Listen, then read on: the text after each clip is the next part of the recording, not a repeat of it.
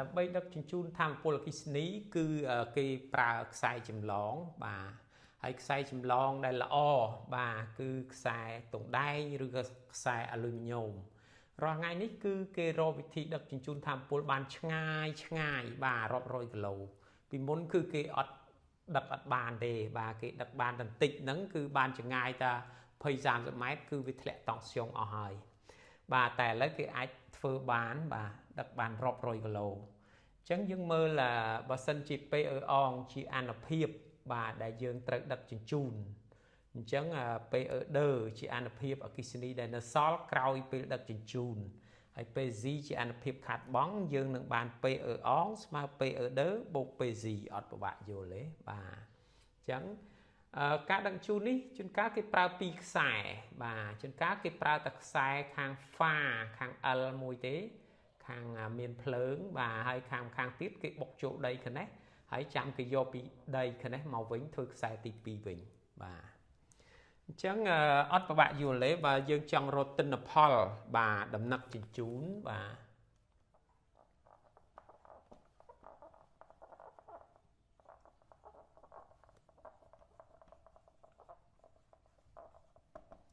ចឹងគេគ្រាន់តែយកចេញអានៅសល់នេះបាទនឹងចែកលើចូលនេះមកឃើញហើយបាទអញ្ចឹងបើ AD ជាទិន្នផលដំណឹកជញ្ជូនបាទ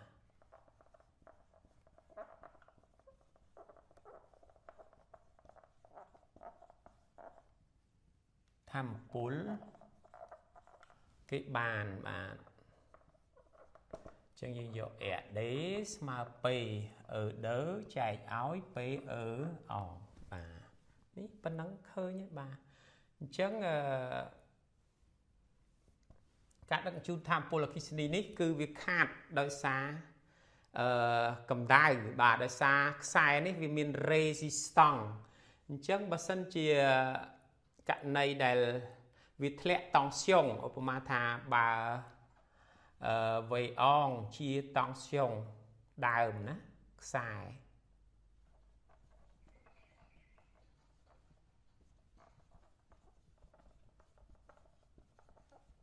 ហើយវេដឺជាតង់ស្យុងចុងខ្សែបានន័យថានៅសល់បានន័យថាវាធ្លាក់តង់ស្យុងវេអែបាទជាតង់ស្យុងបាទធ្លាក់តាមខ្សែ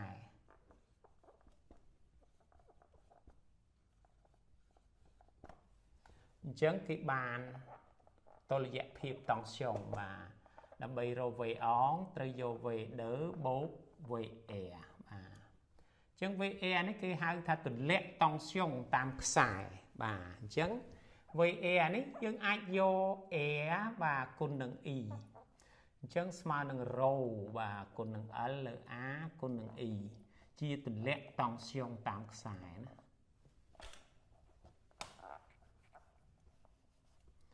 ជាទម្លាក់តង់ស្យុងតាមខ្សែ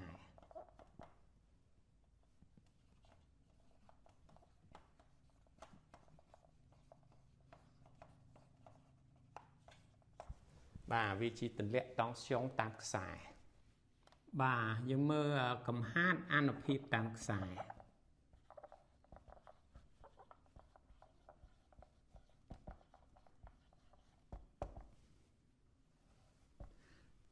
ចឹងបើយើងរកតាមរូបមន្តមកកំហាតអានុភាពគឺយើងតាំងពី Z បាទអញ្ចឹងជាកំហាតតាមផល Joule បាទជាកម្ដៅអញ្ចឹងវាស្មើនឹង Air E កា Ray អញ្ចឹងខ្ញុំបំបែក Air និង E មកបាទដោយ Air នេះគឺស្មើនឹង rho គុណដោយ L នៅលើ A បាទហើយ P អងស្មើនឹង V អងគុណនឹង E E អងនិង E ដឺស្មើគ្នាទេក្នុងដំណឹកជូនដោយសារវារត់ទៅហើយវារត់ទៅកន្លែងដើមវិញអញ្ចឹង E តែមួយទេអញ្ចឹងយើងបាន E ស្មើនឹង P អងលើ V អងចាកន្លែង E នេះយើងដាក់ P អងលើ V អងកន្លែង A យើងដាក់ rho L លើ A យើងបានបាទ PZ បាទស្មើ rho គុណនឹង L លើ A គុណនឹងPអងលើVអងការ៉េបាទនេះគឺជាកំហាត់បាទអានុភាពតាមខ្សែអញ្ចឹងរាល់ថ្ងៃនេះគឺគេអត់ចង់ឲ្យកំហាត់នេះច្រើនទេគេចង់កាត់បន្ថយឲ្យកាន់តែតិចកាន់តែល្អអញ្ចឹងយើងសង្កេតមើលបាទដើម្បីឲ្យវាតិចអាណានៅភាគយកយើងកាត់បន្ថយអាណានៅភាគបែងគេទៅឡើងអញ្ចឹងដើម្បីកាត់បន្ថយកំហាត់តាមខ្សែបាទដើម្បីកាត់បន្ថយបាទកំហាត់អានុភាពតាមខ្សែបាទគេត្រូវធ្វើអីខ្លះបាទអញ្ចឹងទី1យើងមើលរ៉ូនេះគឺប្រភេទខ្សែចម្លងអញ្ចឹងគេត្រូវជ្រើសរើសខ្សែចម្លងដែលល្អបាទជ្រើសរើសខ្សែចម្លងដែលចម្លងបានល្អអញ្ចឹងរាល់ថ្ងៃហ្នឹងខ្សែចម្លងដែលចម្លងបានល្អគឺខ្សែប្រភេទទង់ដៃនឹងឯងបាទទី2 L គឺគេខ្សែប្រវែងខ្សែចាអាហ្នឹងយើងត្រូវកាត់បន្ថយបាទកាត់បន្ថយប្រវែងខ្សែ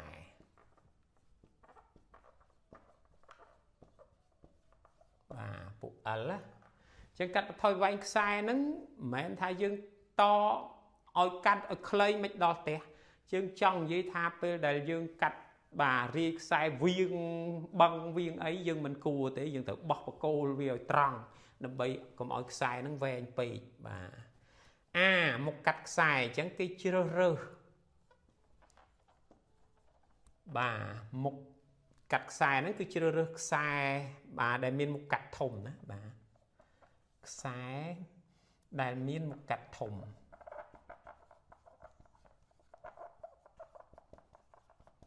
ចឹងរាល់ថ្ងៃនេះគឺយើងខ្សែដែលមានមុខកាត់ធំហ្នឹងគេរើសតាមអំពែដែលយើងប្រើបើយើងរើសចេះតែធំវាល្អហើយប៉ុន្តែវាថ្លៃបាទអញ្ចឹងយើងរើសត្រឹមតម្រូវតាមអំពែដែលយើងប្រើអញ្ចឹងទៅបាទបើយើងប្រើ20អំពែគឺប្រើត្រឹមតែខ្សែលេខ6អីបានហើយបាទបើសិនជាយើងប្រើដល់ទៅ32អំពែយើងអាចប្រើខ្សែលេខ10ណាបាទខ្សែទង់ដែងតាមផ្ទះយើងនេះបាទចេះនេះបាទពេលអងมันអាចធ្វើអីវាបានទេព្រោះបើយើងបន្ថយអាដំណឹកជូននោះវាតិចដែរព្រោះយើងចង់ដឹកជូនមកបាទប្រមាណគឺយើងត្រូវយកប៉ុណ្ណឹងបាទអញ្ចឹងយើងបន្ថយអត់កើតទេពេលអងគឺជាស្អីដែលយើងត្រូវដឹកអញ្ចឹងយើងទុកវាវេអងនេះរាល់ថ្ងៃនេះគឺតឡើងឲ្យខ្ពស់ព្រោះវានៅភាគបែងណាដើម្បីឲ្យចរន្តតិចទៅវាធ្វើឲ្យពេល Z នេះតិចដែរអញ្ចឹងគេបាទដំឡើងតង់ស្យុងបាទ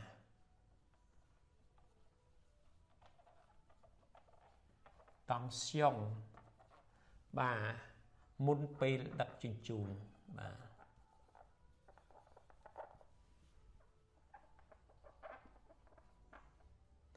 ដោយប្រើ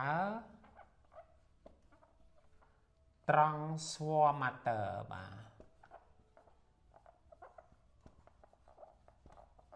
ចឹងរាល់ថ្ងៃមុននឹងដឹកជញ្ជូនគឺគេត្រូវប្រើ transformator ដើម្បីតឡើងឲ្យរាប់ម៉ឺនវ៉ុលសិន